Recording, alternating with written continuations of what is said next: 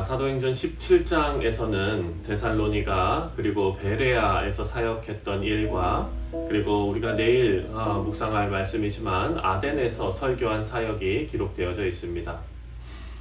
우리가 살펴본 것처럼 빌립보에서 바울과 실라는 심한 고난을 당하고 이제 거의 100마일 정도를 이동해서 데살로니가에 도착했습니다. 그럼 바울은 어느 도시를 가든지 가장 먼저 회당을 찾아가서 복음을 전했습니다.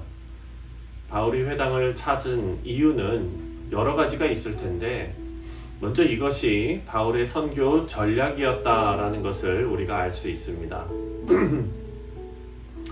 물론 말씀에 복음이 유대인에게 먼저 선포되어야 한다라는 말씀 때문이라고도 할 수 있겠지만 그보다는 회당에는 유대인이든지 이방인이든지 구약에 대해서 어느 정도 기본 지식이 있는 사람들이 많이 있기 때문에 복음을 받아들이고 그리고 기초적인 준비가 되어 있는 그런 사람들이 많은 곳에서 효과적으로 복음을 전하기 위해서 회당을 먼저 찾았다라고도 생각할 수 있습니다.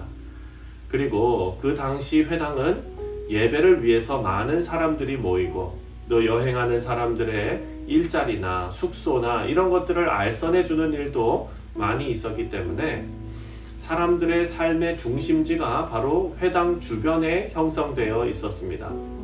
여기서 우리가 알 수 있는 것은 우리가 복음을 증거할 때 선교를 할 때에도 전략이 필요하다라는 것을 알 수가 있습니다.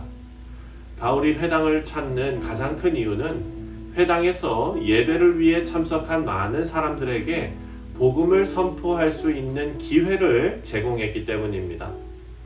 당시에는 회당의 예배를 위해 사회를 보는 회당장이 있는데 안식일에 정해진 말씀을 읽고 말씀을 설명한 사람을 찾아서 세우는데 구약 말씀에 정통하고 좋은 교육을 받은 바울은 이 일에 최적화된 사람이었습니다. 그런 기회를 놓치지 않고 복음을 증거하는 계기로 삼았던 것입니다. 이렇게 데살로니가에서도 바울은 회당에서 말씀을 가르칩니다. 2절 말씀을 보면 바울은 새 안식일에 거쳐서 말씀을 강론했다라고 기록합니다. 2절 말씀을 보면 바울이 자기의 관례대로 그들에게 들어가서 새 안식일에 성경을 가르치고 강론하며 바울은 6일 동안 최선을 다해서 일하고 안식일에는 회당에서 최선을 다해서 말씀을 증거했습니다. 이렇게 새 안식일 동안 말씀을 증거하는데 일주일을 주어라 일하고 안식일에는 말씀을 증거했는데 반응이 없습니다. 다시 또 일주일을 열심히 일하고 또 안식일에 말씀을 전합니다. 그런데도 반응이 없습니다. 우리 사랑하는 성도님들, 바울이 말씀을 증거할 때마다 반응이 바로바로 나타나고 믿는 사람들이 엄청나게 나타난다면 바울의 수고가 수고로 여겨지지 않았을 것입니다. 눈앞에 바로 보상이 보이기 때문입니다. 하지만 사도 바울의 사역은 매번 그렇게 열매가 바로 보이는 사역이 아니었습니다. 오늘 말씀 4절과 5절을 보면 세 번째 안식일이 지나서야 반응이 나타납니다. 하지만 또 곧 반대에 부딪히고 고난을 당하지요. 4절과 5절입니다.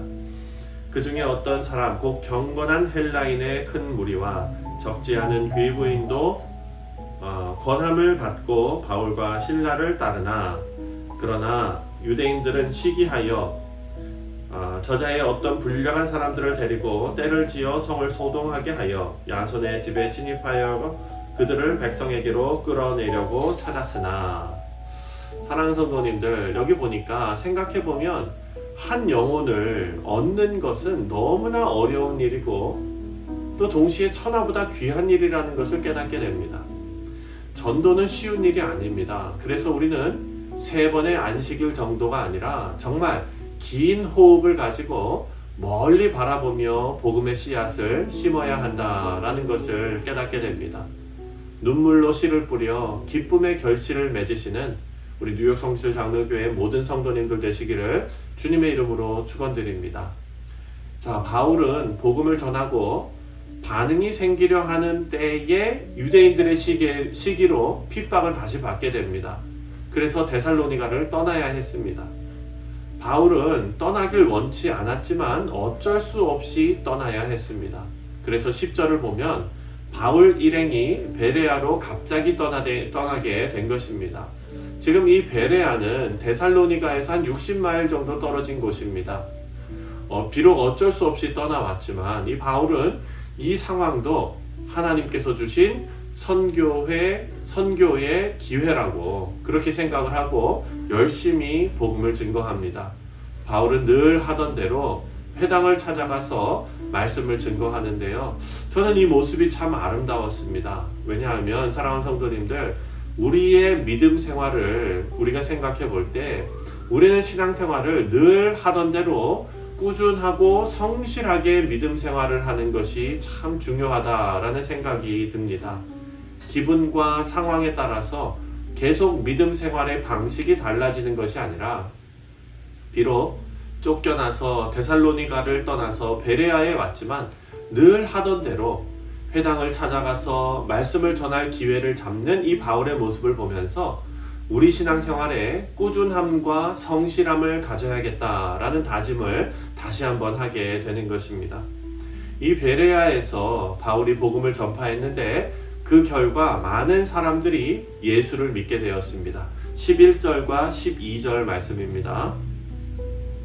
베레아에 있는 사람들은 데살로니가에 있는 사람들보다 더 너그러워서 간절한 마음으로 말씀을 받고 이것이 그러한가 날마다 성경을 상고하였으므로 그 중에 믿는 사람이 많고 또 헬라의 귀부인과 남자가 적지 아니하나.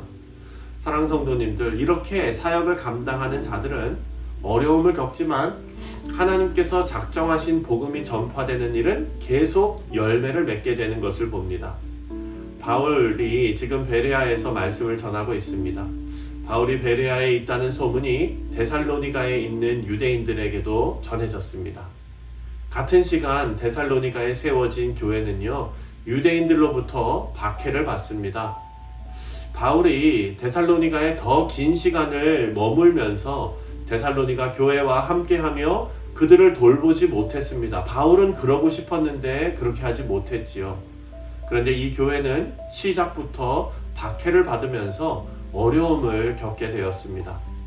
하지만 성경의 기록을 보면은요, 마게도니아와 아가야 모든 믿는 자의 본이 될 정도로 데살로니가 교회는 스스로 복음을 전파할 정도로 성장했습니다. 우리는 여기서 세상의 핍박이 교회를 꺾을 수 없다는 것을 다시 한번 배우게 됩니다.